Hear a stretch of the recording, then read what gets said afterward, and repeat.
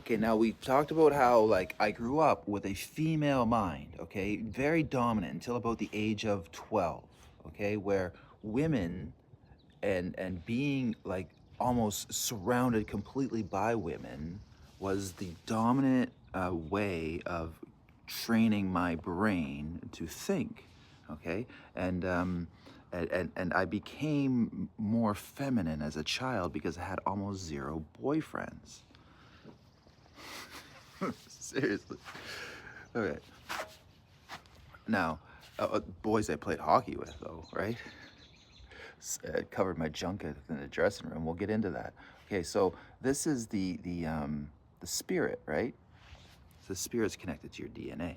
Okay, so growing up with a female mind, I rejected things like the Snap-on calendar being at the wash station.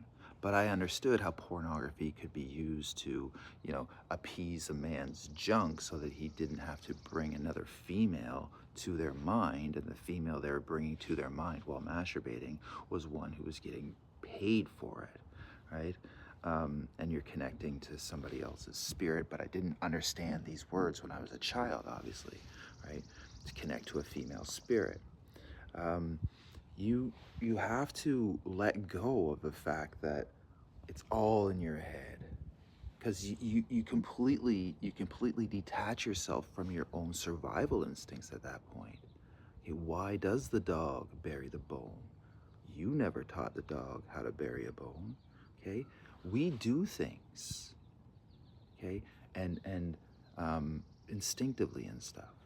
And I found that a lot of women were basically accepting my female mind, and they loved my mind when I was fully like before my junk was removed. They loved my mind, but a lot of them actually didn't like my body or my spirit, and a few would connect, but they really just wanted my mind.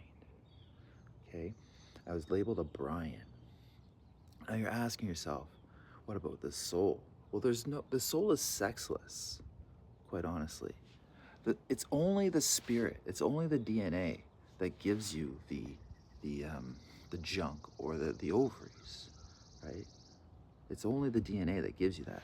The mind is what gives you the mind space. And in this world, because there's always been this separation between man and woman, there's been developed a male mind and a female mind. And it's been dominant on Earth for years. Right? The male mind and the female mind. Let's make a human mind.